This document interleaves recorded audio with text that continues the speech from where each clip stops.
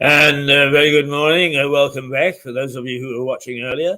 A rollicking good half hour or so with the two Bs, the two barristers, and a little bit of an insight into behind the scenes at court, both informal and formal. And they'll be back, and very popular they're proving too. And just to mention again that we will be showing stuff from Stephen Catlin.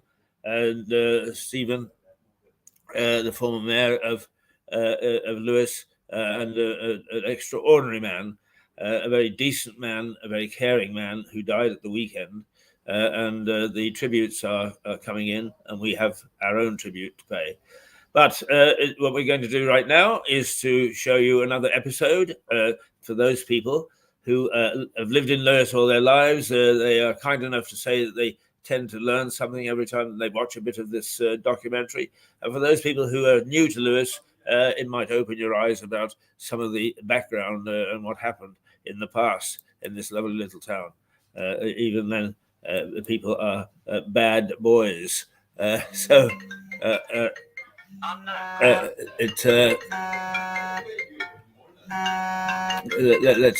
if we can just find the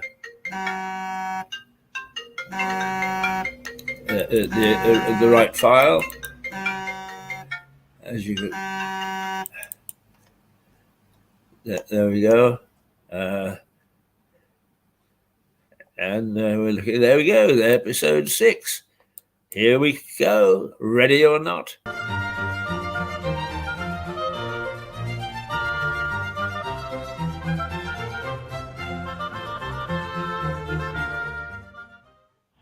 I think kissing is a very pleasurable way to start a day, and a very pleasant way to start a program. So let's start this episode with a kiss. But this is Lewes, remember.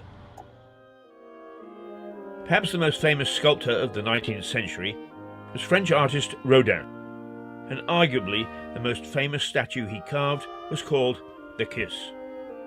As you can see, the images are slightly erotic, but in this day and age, hardly shocking. That wasn't the case in Lewes, of course. Art-loving but slightly eccentric American Edward Perry Warren lived in Lewes on School Hill, and in 1904 commissioned Rodin to make a copy of The Kiss for him. Rodin duly obliged, although they argued about the price of 20,000 francs. But once it arrived, the statue was confined to a shed adjacent to the American's house on the High Street. It languished there for 10 years, until a public unveiling was called for in 1914. Hooray! Great art was about to be exposed to Lewes at last. But no, this is Lewes. A local schoolmistress had taken a peek, and her peek had convinced her that the naughty statue should be shielded from everyone's eyes. Everyone's eyes, apparently, except her own. Primly, she stormed down to the council and demanded that the kiss should be hidden. The council agreed, and the famous statue never ever had a showing in Lewes. Until 100 years later, that is. Apologetic about the shabby treatment the kiss had received at its hands, the Lewes Council welcomed the return of the statue. And a group of townsfolk raised enough funds to welcome back the kiss. Its unveiling was a huge success, and thousands filed into Lewes Town Hall to see the forbidden fruit. What started with a kiss ended with a public embrace, and a chance for the two models to show their affection in public. The kiss, incidentally, is now well travelled. Often away from the Tate Gallery, where it sits in splendour, the kiss is now in New Zealand.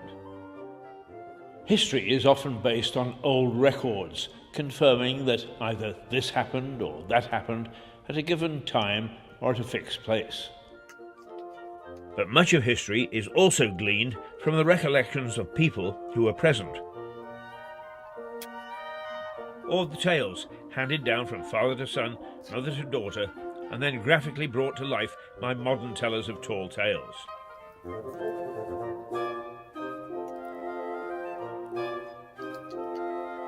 So it is with the killers of Thomas à Becket, Archbishop of Canterbury in 1170.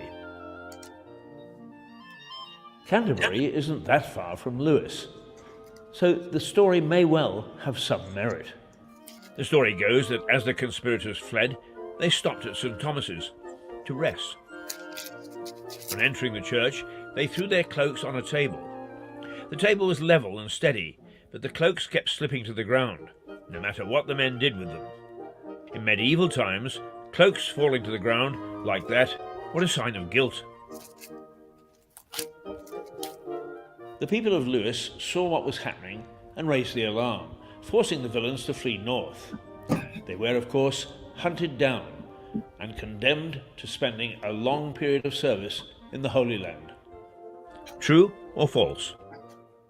It depends on who you talk to, but I am an old romantic. I prefer to think that it's true. For example, some written records say that revolutionary Tom Paine never debated his rights of man while he lived in Lewes. Try telling that to local historians. So certainly the murderers of Thomas à Becket could easily have taken refuge in the church which now bears his name.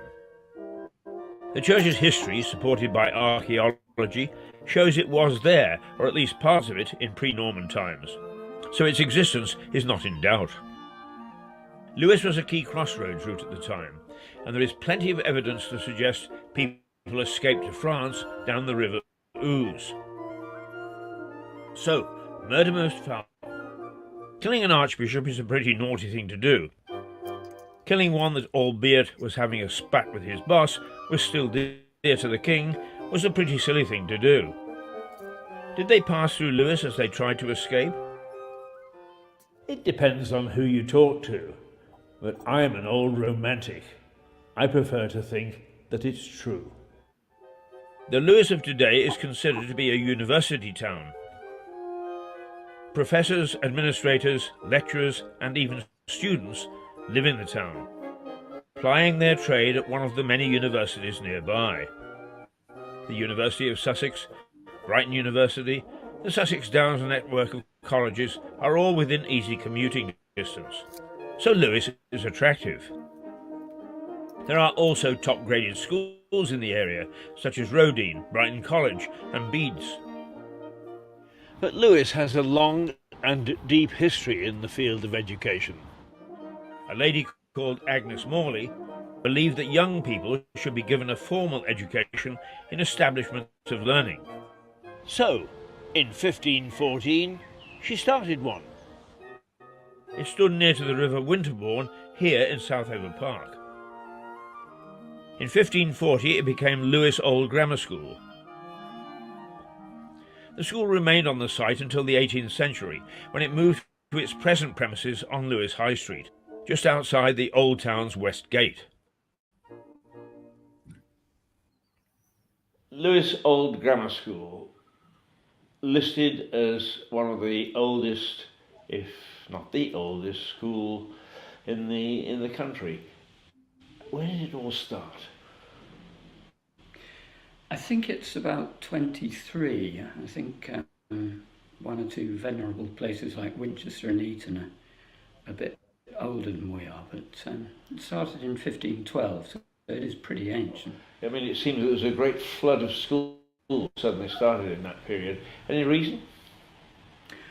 There are a number of reasons.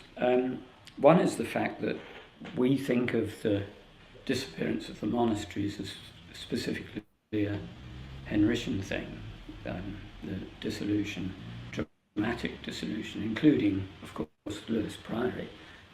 It was also felt to be a worthy thing to do. And of course, people at that stage, in this transition between medieval piety and the early modern period, thought that a charitable work such as providing education would be quite good for the welfare of their souls after they'd passed on. It did go through a rather thin patch at the end of the 19th century and for the first half of the 20th. Many similar schools closed. Rye, for example. And the reason, well, Lewes just really hung on by the skin of its teeth. The reason being the provision of free elementary education from 1870 onwards, and the fact that people didn't need to send their children to Lewes. Any sort of concept of what the early school that was in Southover Park or the grounds of Southover Grange would have been like? There are pictures of St James's Hospital engravings, which, like the buildings that housed the free school, as it was called then, to start with, was a kind of outbuilding of the priory. It was probably something of that sort, fairly humble building, because after all it was providing charitable work for poor families. It was a lovely location, but it was rather prone to flooding, for one thing. We've got some records about numbers of the scholars, who by that stage numbered 20. And there nearly always were 20, not usually poor, deserving families. But we don't really know how many more pupils there were paying fees. Just little snatches of evidence from the 19th century. It was probably pretty grim at Lewes Grammar School, as by that stage it was being known. We've got some photographs. The earliest photograph of the school is from the 1890s. And the boys, and actually, strangely enough, a few very young girls seem to have been educated here as well. They look rather forlorn and down and pasty-faced. Describe how the school is today, because it is seen as a pillar of Lewes society, if you want to put it that way. I think that we now have around 600 pupils on roll. It's no longer a small school, but I think that if it does have that reputation, and I accept that it does because that's what I hear as well,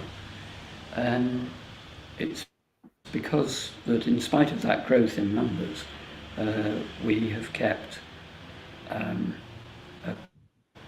sense of humanity. The school has researched its background for the College of Heralds. As a result, the coat of arms bear the priory's crosslets, indicating its roots were established in the priory. The school is among the oldest schools in Britain. Logs, as it's known, now maintains strong traditions and holds its religious ceremonies in nearby St Michael's Church. The church has been in existence much longer than the school. There is evidence that it was established in connection with a Saxon monastery that existed in nearby Malling. The origins of the building, though, are debated as much as any other medieval item. Some argue that it was the church of the castle. That would mean its roots go back to 1080 or so.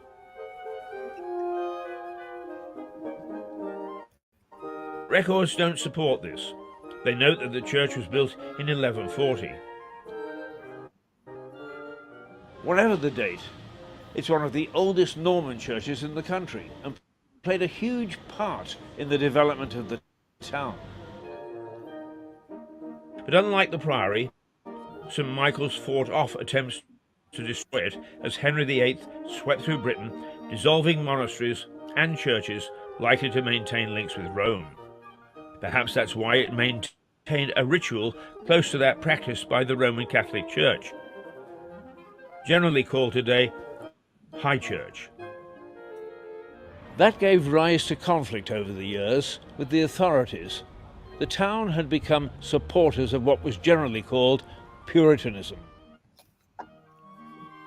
The cause was probably the revulsion felt at Queen Mary burning people at the stake for religious differences. And of course, Tom Paine was married in the church to Elizabeth Olive. Actually, Lewes might have operated a dating agency many years ago.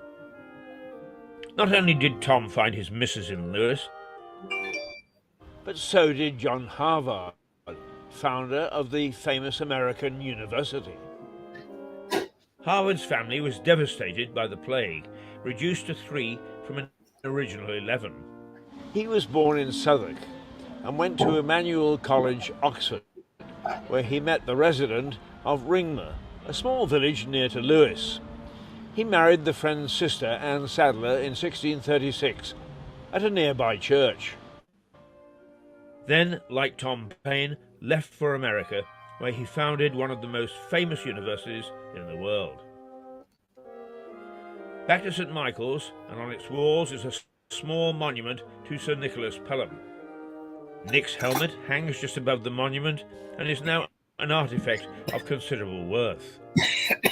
More about Sir Nick and his famous family after I've trotted across the road for some refreshment.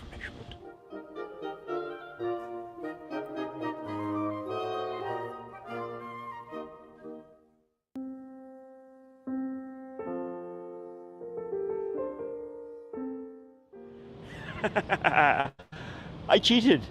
I didn't go over the road at all for my break. I came instead here to Pelham House. Before I tell you about Nicholas Pelham, I'd like you to take a look at this handsome building. It's a hotel now, but for almost 150 years it was the family seat of the Pelham family. They lived here from 1659 to 1809.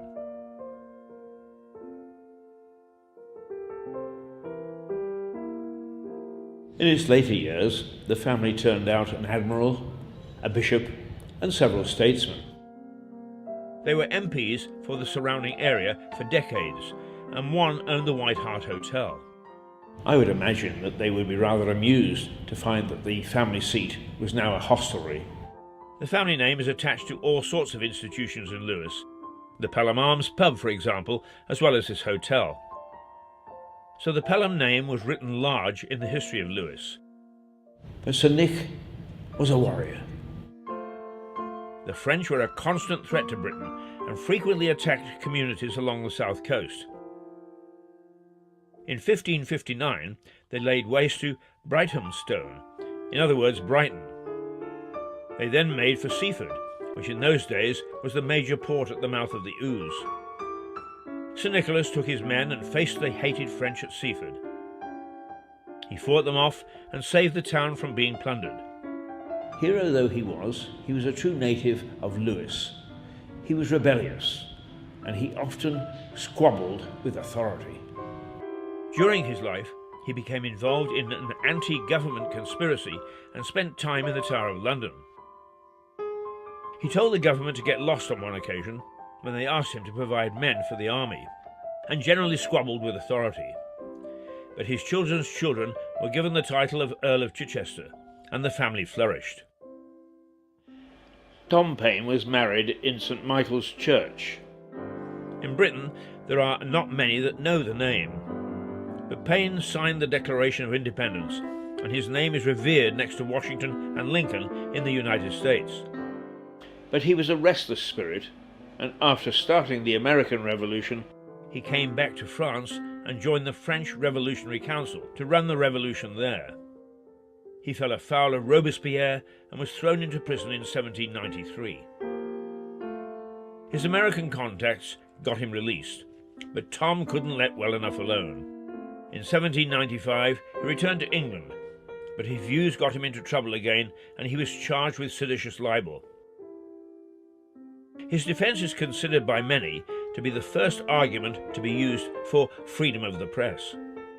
But it didn't matter. Persuaded he couldn't win, he went back to America. But his later writings had offended many Americans, and he died in 1809 friendless. Supporters brought his skeleton back to Britain, but first of all the skull was lost, and then the entire skeleton. Tom Paine's bones have never been found, but there are amateur historical sleuths in Lewes who continue to search for them. So although he lost his head in more ways than one, it's just possible that Tom Paine will end up back in Lewes with a headstone proclaiming his achievements. I talked earlier about Lewes Old Grammar School. This is the park where it was first established.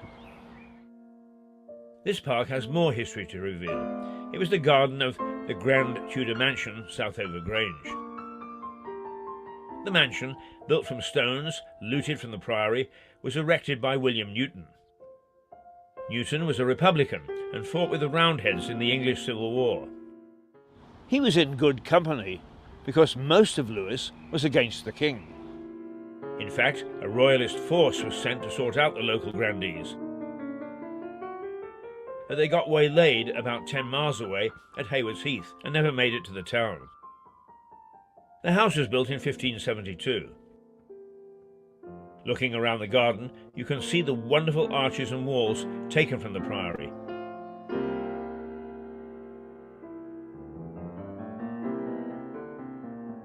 The Newtons stayed in this house for 300 years, during which the Prince Regent came as a guest while visiting Lewes races. On at least one occasion, after becoming king, he brought his ladylove, some claim his secret wife, Maria Fitzherbert. The Newtons were obviously known for being discreet. The real legacy from the Newtons, though, is their garden. Now a showpiece of flora and fauna, it's a place of peace and calm. Tucked away from the bloody high street and its violent history. This place holds one more bit of history. The Queen, as Princess Elizabeth, planted some trees here in 1951. As a Republican stronghold for so many years, the Newtons must have turned in their graves. So now the secret is out. Why did Lewes have so many pubs, 63, in the 18th and 19th centuries? Back then the population was less than half its current total. About 9,000. That means there was a pub for every 100 people and a brewery for every 1,000.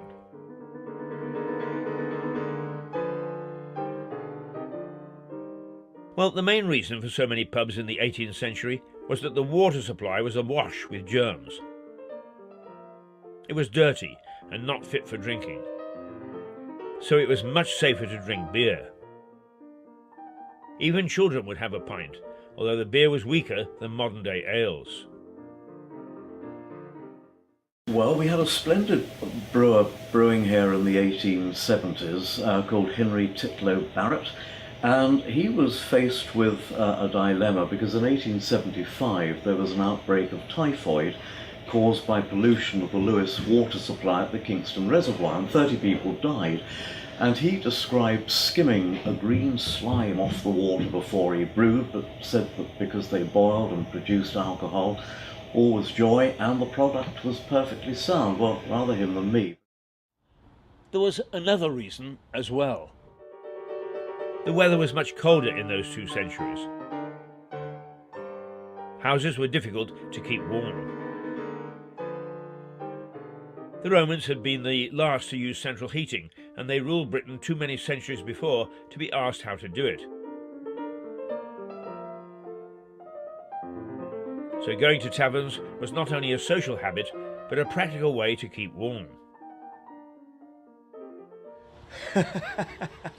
The telly was often on the blink in those far-off days, giving rise to groups and societies who often met in the inns and taverns of the town. I can't help but pine after those days, though. Can you imagine? The mind boggles. 63 pubs and only 9,000 people. It made it so much easier to get to the bar. Excuse me, I think a little investigation is called for.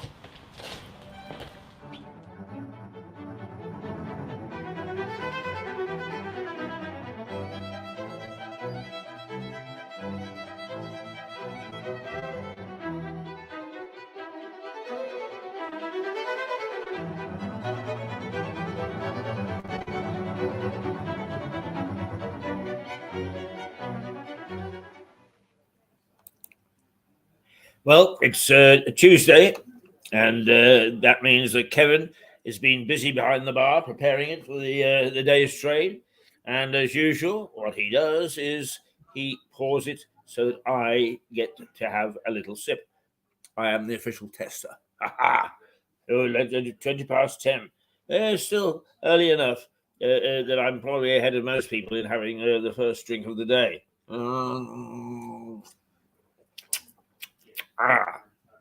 Not bad. Not bad at all. What have we got up today? Foster's and Amstel. There we go. Let's just try the other one. We pay no favorites. Both very tasty. I'm waiting for you in the bar at the White Hart Hotel. So if you're of a mind to have a quick half before the sun is over the yardarm, this is the place. Tastes pretty good. Now, as you know, I've been focusing this morning from time to time on the passing of Stephen Catlin, a most extraordinary man. But Stephen was one time, before he became ill, was a correspondent for Mirador Television, and he had a spot called Catlin's Corner, and he pulled no punches. He pulled no punches indeed. And that was the mark of the man. He was totally open, totally honest, and really called the shots as he saw them.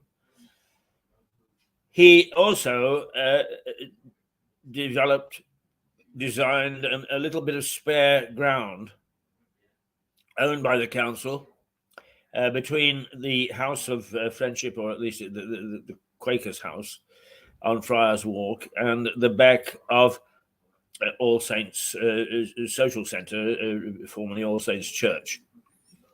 And he created what was known as the Secret Garden. And it was lovely. And he put in a lot of time. Just because he was mayor, just because he was a councillor, he wasn't paid for this. He did it as a labour of love, and a labour to try and make sure this town looks as lovely as possible, particularly in the spring and in the summer. And it's my belief, because it's become scraggy, see, left up to political parties, left up to politicians who really don't care a fig about anything other than their own ambition and possibly their pockets. So it's fallen a bit into disrepair. But I think that what the local council should do, and is I've had suggestions from some viewers that we should start a petition. And I think that that's a good idea, and I shall look into that, start a petition, to not only bring the Secret Garden back up to snuff and to keep it that way, but also to name it after Stephen Catlin as a permanent reminder of this extraordinary man. A permanent reminder. And if they don't pick that up at the town council, we'll keep on until, in the end, there is a hue and a cry. They're not much good for much, to be quite honest with you, but this is something that they could do is useful and constructive. But anyway, what I'm going to do is I'm going to play you a little episode of Catlin's Corner and show you how fearless this man was, and that he would call a spade a shovel in trying hard to make sure this town was properly governed. So here is a Catlin's Corner from way back.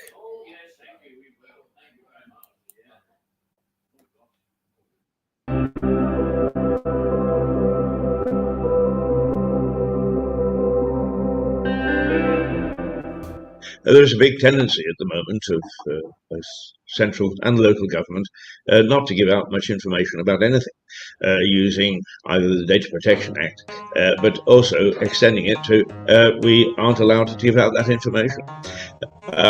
Stephen Kathleen's Corner, is concerned about this lack of information from our various government levels. Stephen? The Hole in the Wall Cafe in the Grange Gardens in Lewes is still open at weekends because it just serves through a hole in the wall.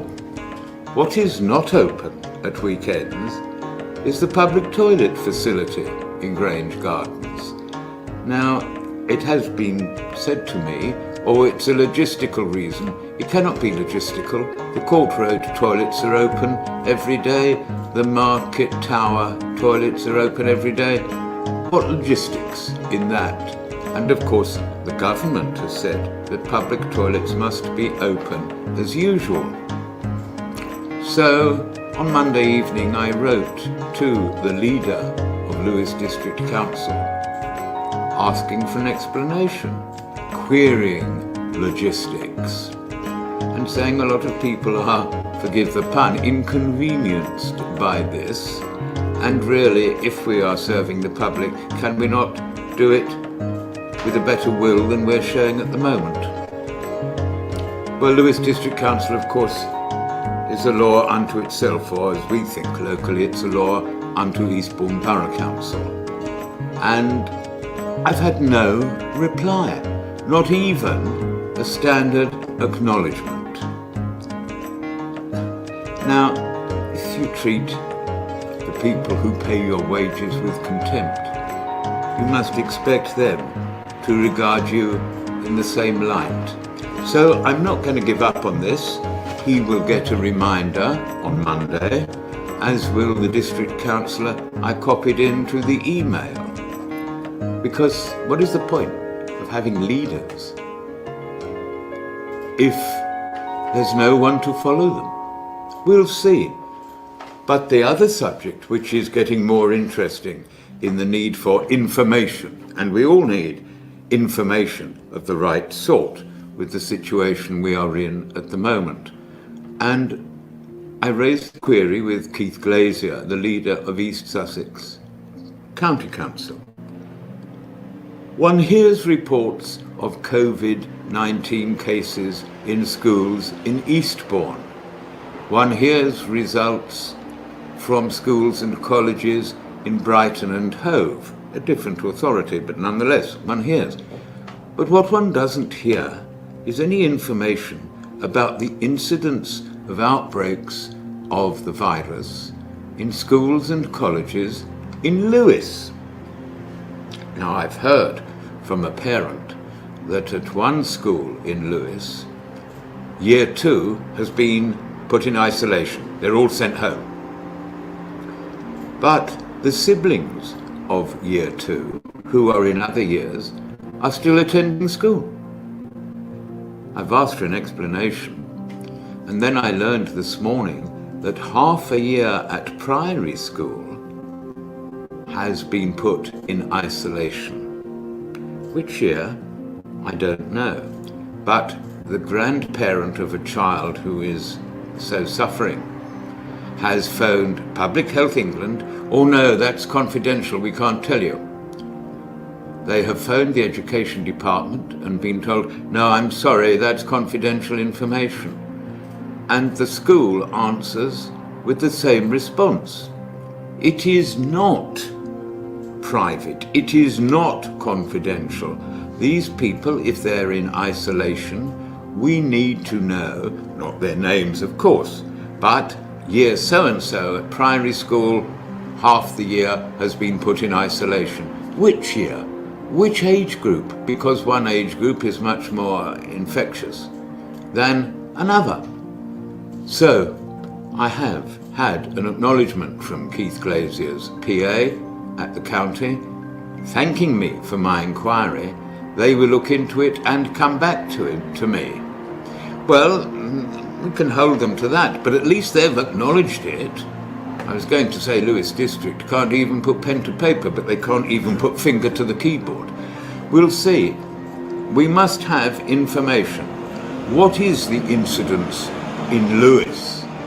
We know that yet last night the rate of infection in Lewes district, not the town, the district, was 91 in 100,000. But I see in my mind that this lockdown will not cease on December the 2nd. There are so many spikes around the country. Thanet, where my son lives, 500 per 100,000. Darwin in Lancashire, over 600 per 100,000. And yet, people in Darwin were having a wedding party in a furniture factory, and 29 people were arrested. Party guests had come from Scotland, London, and Manchester. Why are these certain areas more prone to the infection than others? Is it because, one could say, poorer areas? What is it? Why? Or do elements of society in those areas have a far greater disregard than we do elsewhere in the country? I ask the question. I don't have the answers. And if the government does, well, they've probably spun it out as something else. Thanks, Stephen. Catherine's Corner with Stephen Catlin. I'm Keith Hayes. Tiddle pip.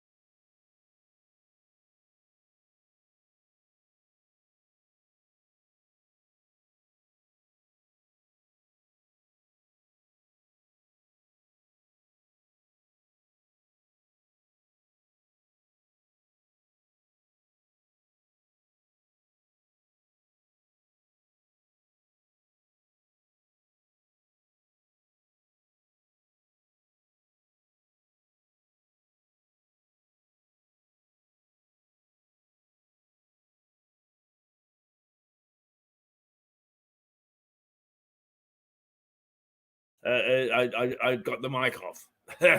Sorry about that. I had to put it back on. So that was Stephen Catlin, and who was fearless in his criticism of the local councils, and asked for improvements in things like information, which we at Mirador have been asking for a long time. I have to say that we offer right of reply to almost everything that we say, and we don't get any, which makes us think, with some justification, that we have got councils who are hiding stuff from us, who are secretive, who don't believe in democracy. Oh, they do at the time of election. Yes, read their stuff, listen to their lips moving, blah, blah, blah, blah, blah, blah, blah. But when it comes right down to it, they don't believe at all in letting us know what's going on, because it's all terribly secret, and it's all that only they understand. Well, here's some news for you. The thing is, you don't understand, because you do not talk to the people whom you represent. You haven't a clue, except for your own little cabals, what the hell this town is all about. And you won't change, because you're political animals. You belong to political parties. And it's time that we got a few independents. And who's at fault for that? It's us, the electorate. We make it terribly difficult for independents to stand. And when they do, we don't give them much credence. We go with discredited political parties. My God, discredited. From Westminster on down. Scandal, stupid decisions, failure to carry through. And what do? We vote for them time after time after time. And we get decent people like Stephen Catlin, and don't give him a chance to run as an independent. And when we actually force him as we did, into joining a political party, we reject him. A man who has done more for this town and for this district than many, many, many for many a long time. When I first came to Lewes in 1990, there were people who actually cared about the town, who behaved as statespeople, who walked with a brave stride across the scenery, across the buildings, but across mostly the spirit that pervaded Lewes. That's all but gone. And I suppose, really, that the people that we've got in power at the moment are reflective of that. Blech. And if, in fact, they are sitting back and saying, oh, that's not fair, blah, blah, blah, blah, blah, blah, that's just haze, come and prove it. Come and start talking. Come and start telling the people that you represent what you're representing, what you're doing, what you believe. I don't care if it's totally different to anything that we say. That's debate. That's democracy. But shutting yourself away and saying nothing is not an option. And if you don't expect us to fight you all the way, right to the next election, then think twice. Because we expect from our elected representatives certain standards, certain services, and not the self-serving people that we seem to have in power at the moment. There you go. That's something to get your teeth into, but you won't. You'll hide, and you'll think it'll all go away. Well, perhaps it will. I mean, I'm just old enough to follow Stephen and peg it, in which case it's possible that this television station will not follow my diktat, will not be critical, will not be a watchdog. I hope that that's not the case, but it may be. So perhaps it's a war of attrition, and you think that you could outlast me. Well, in the time that I've got left, I'm going to carry on with the Catholic tradition and call the shots as I see them. And it's about time that you started to think twice, because history shows if you say something long enough and loud enough, people begin to believe it. And we are saying loud and long, you don't deserve to be where you are. You never say anything. You never, ever give us any feedback. You rely upon computers when half the population were not born in a computer generation. You're a complete disaster. And what's more, have you done anything to try and wrest control back from Eastbourne? No, you have not. And as Stephen made reference to in his Catherine's Corner piece there, is nobody cares. Nobody cares about the little things in a town that make it our town. Nobody cares about those things which give it its identity and its character. And that's why it's losing it. Because you're stuck in the mental approach to things from Eastbourne, not from Lewes. Give us back our town. Have the courage of the convictions. You've been elected to look after us. The least you should be is based right in the center. And instead you race in the opposite direction and hope that that will cover the tracks of your inadequacy and your inefficiency. It is time to reverse that. It is time for reform. It is time for you to stand up and be counted. Not just at election time when you just mouth off all these nonsense things. What it is you're going to do. Well, you had 4 years to do it. You were in power and you did nothing. There's not one single thing I can think that you did of any significance. Treat this next 4 years responsibly. Get rid of the people who are irresponsible in your ranks. You know who they are. We know who they are. We're not mentioning any names. But get rid of them. Get rid of the power mongers. Get rid of the people that play politics and replace them with good independent thinkers. Replace them with people that will look at this town and say, this is what needs doing. And this is what we promise to do for the electorate. Instead of the useless approach that you take. And you twist and pervert the historical customs and practices, such as the mayor making, into a political rant. It's disgraceful, absolutely disgraceful. And some of the people in responsible positions recognize that and left you to it. That's what you're all about. You're a shower. You're a bunch of nonsense. And you have no opposition at the moment. Yes, you do. You have us. And our voice, having almost been silenced from lockdown, is beginning again to be heard. And we are going to continue to get you off your fat backsides to start to do things that are meaningful, not political. So there. I do enjoy a good rant. I really do. The fact of the matter is, if what I've just said is a bunch of nonsense, you have the right of reply. If you don't reply, then you accept that it is not nonsense. Them's the rules of the games, chaps. You set the rules once you started to become political. So don't complain to me when the ball doesn't bounce particularly in your favor. Oh dear, oh dear. Oh dear, oh dear. I wonder if I dare go out on the street this morning. Right. Let's see if there's something that we should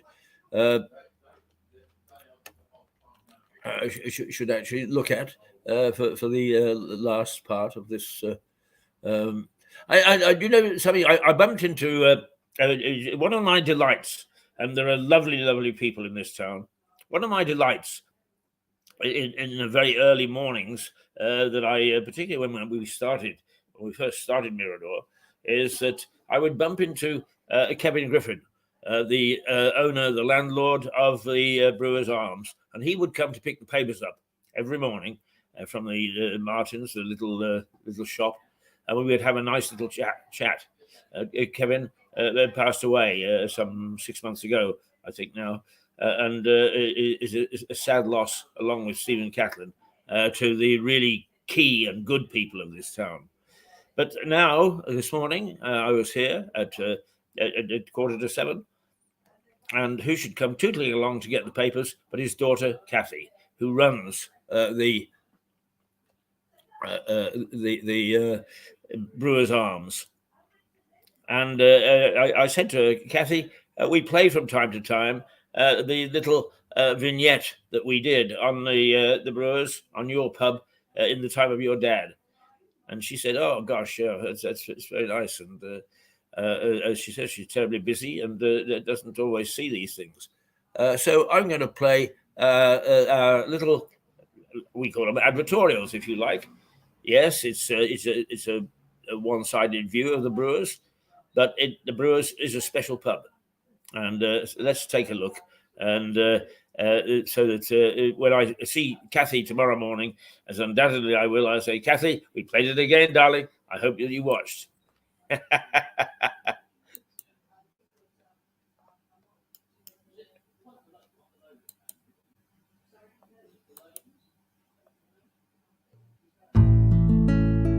Lewes is known for its independence of spirit. Many attribute this independence to the fact that American revolutionary Tom Paine lived in the town. He lived and worked in this building, which was a former pub. Right next door is another ancient pub, the Brewers Arms, affectionately known in Lewes as just the Brewers. There has been a pub on this site since the 16th century. A list of landlords from 1744, when records began, hangs proudly on the wall. The present building was erected in 1905 on the original site of the old pub, called the Ship. The Ship was a pub that lived through a glorious drinking tradition in the town, when it was graced by 9 breweries and 63 drinking establishments. That number has now been reduced to 15, while the number of breweries is reduced to just 1, the much heralded and successful Harvey's Brewery, which is first recorded as producing beer in 1790. Many of those 63 pubs have now disappeared, or have been taken over by big pub chains or major brewers. Perhaps because the independent spirit of Tom Paine has permeated the building, or perhaps because the Brewers Arms is so very well managed, the pub has remained independent. Business heroes of Lewes are stamped with the brand Independent, and the Brewers fits that mould exactly. In 1994, Kevin Griffin took over the pub and has proudly continued the free house tradition ever since. That independence is not likely to disappear. Kevin's family now run the pub, and it is firmly established as a family-run drinking establishment. His attractive and charming daughter Kathy is usually the first person a customer sees as they come through the door. Her welcoming character and warm smile greets both locals and visitors who enter through that front door. Helping her at the beer pumps is her brother Liam, who co-manages the pub with his sibling. The pair have continued the inn's traditions as well as the excellent management style set by their father, to establish the Brewers as a firm town favourite. At the bar, tradition is maintained with a range of Harvey's beers, from bitter to winter warmers. But the spirit of independence flows through this lovely pub, and microbreweries are well supported.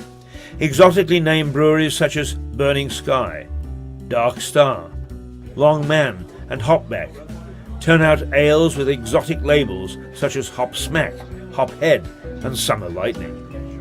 There are 2 bars. The front lounge bans the use of fruit machines, jukeboxes or television sets. We consider the family atmosphere the most important part of this pub. The front bar has no music, so it's very much for conversation and people meeting and chatting. It's a very good place for people watching, and I learn something every day, whether I want to or not. The back bar makes up for that with big screen TV, music and traditional games such as pool and darts. The esoteric Sussex game of Toads is also played here, and there is a team in the local league.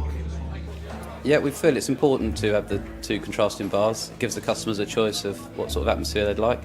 This back bar tends to be the louder of the 2, which has the pool table, the television and the jukebox. The pub has a strong relationship with local sporting folk. Every Saturday, the Grass Bowls team piles in from the nearby greens to raise a glass to victory or drown their sorrows in defeat. Like the pub, the bowling club is unique. The greens are ancient, laid on the old castle tilting grounds, where knights in armour knocked one another off their horses with lances. The bowling people come in every Saturday morning when they've been playing at the old bowling green, which is the oldest in the country, and you can always tell whether they've won or lost from their faces before they even get to the bar. Over the years we've been headquarters for many different organisations. We have lots of sports teams, and also the Church Wardens of St Michael's used to meet here many years ago. Like most pubs, Sunday lunch is a favourite, and this bar is jammed with diners, regulars and occasional drinkers who drop in for the traditional English roast and a pint. Yes, the Brewers is a very special pub. It's independent, it's family run, it's steeped in tradition, and it has great food and drink. I've been coming here for years. In fact, I predate Kathy and her family as a regular.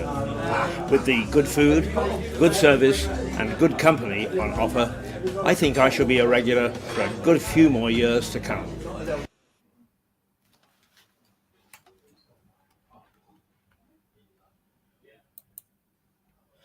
Well, there you are, that's the Brewers, and a nice pub it remains to this day.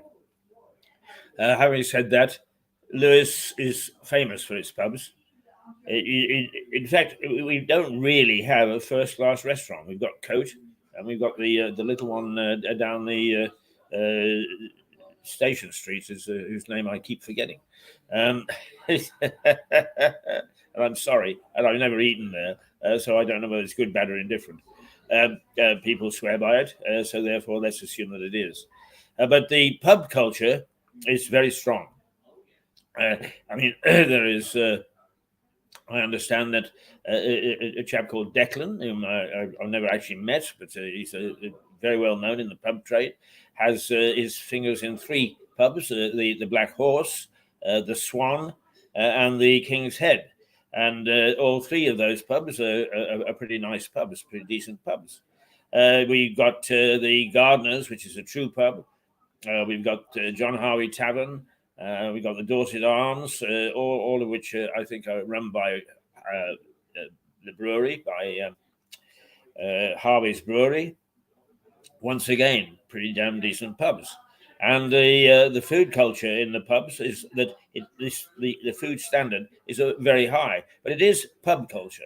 Oh yes, that's the Rights of Man, right across from where we, and in fact that we make the Works Canteen, and it is pretty strong, except that it doesn't bother its arse terribly much to put on specials, so that if you're a regular there, you eventually get bored with the same food week in, week out, and so on. But that's only a criticism because we use it so much. So a pretty good pub culture in Lewes, and I've missed out the Lewes Arms, of course, which is another famous pub. Famous, as we pointed out in our documentary, because it used to house the tearabouts, who should have been, guess what? Should have been at mass on a Sunday and weren't. They were in the pub instead, and the constable would come around and nick them and fine the Lewes Arms for allowing them to have a bit of a roustabout while they should have been in divine service. Haven't times changed? We are also very pleased and proud that this channel supports history, particularly our own history, but history and backgrounds to other countries, other societies, and other adventures. And I just reading this morning, the inside of the Mail is features the fact that Harry kept the court waiting yesterday. Is he brought the action and then made the excuse that his security meant that he couldn't always turn up just when they wanted it, and that the judge was less than amused. But a little side issue is to that is that how a card cheat led to the last top royals' day in court. So it's since 1891 there hasn't been a high-profile royal in court. So Harry, who goes to court today for the first time, will be the first in 1891, 1991, in over 100 years. Actually over 130 years.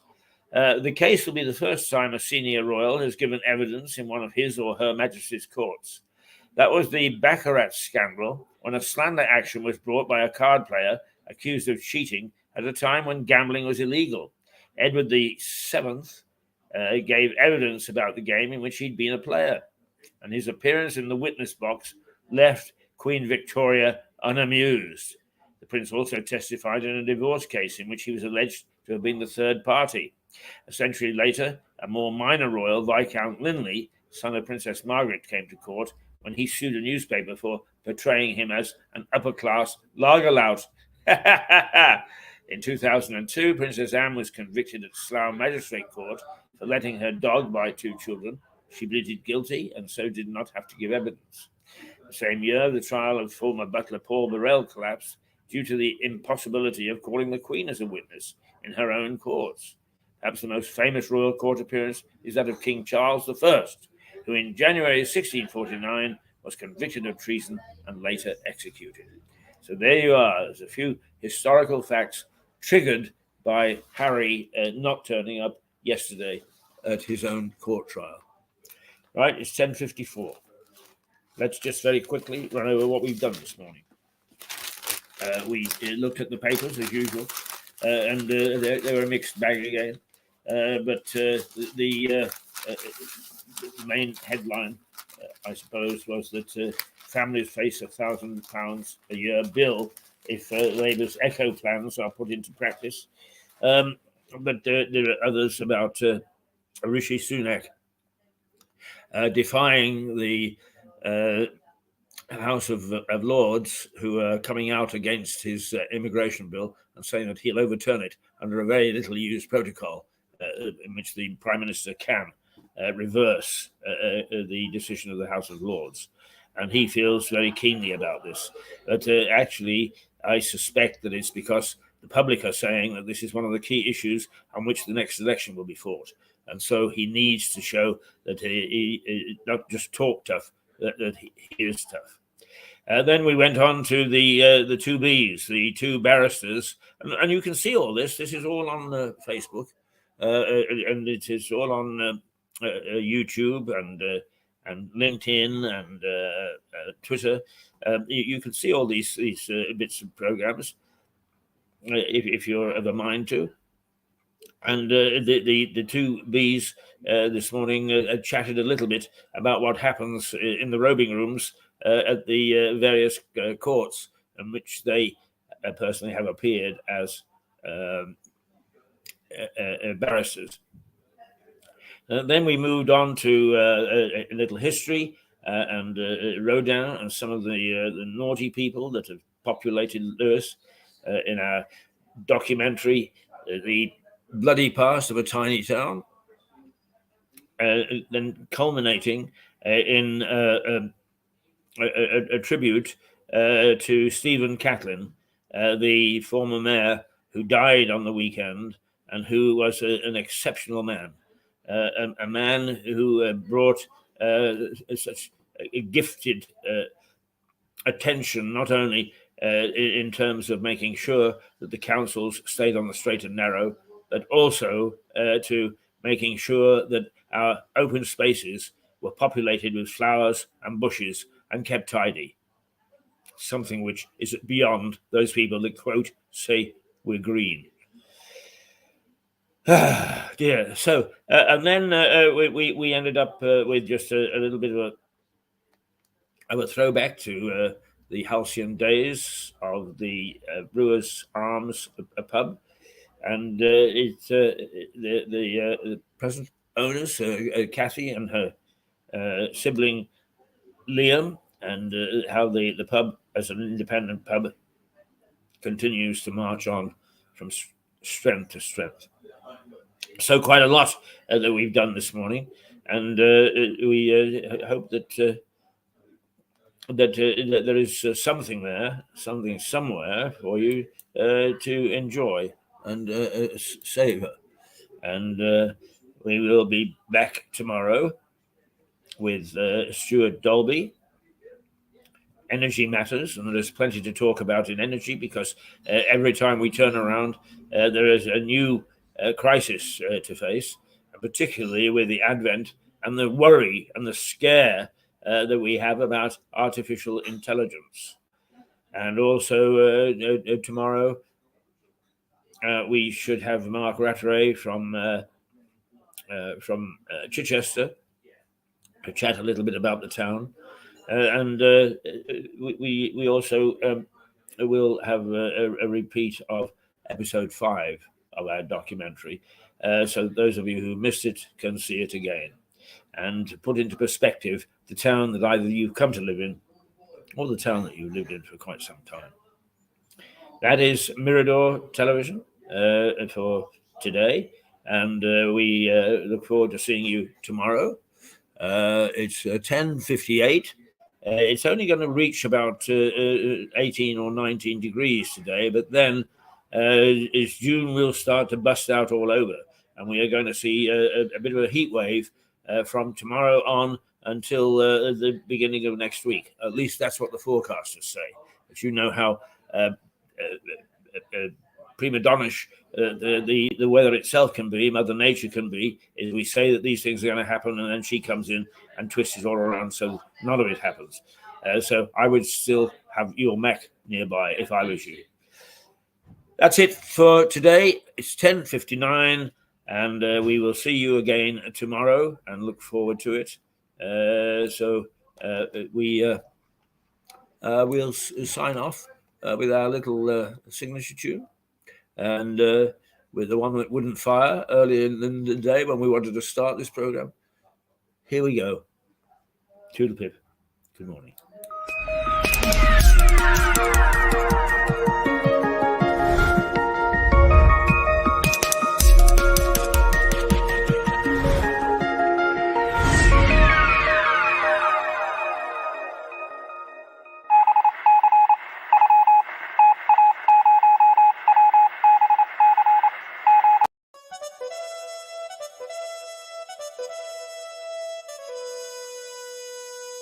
Thank you.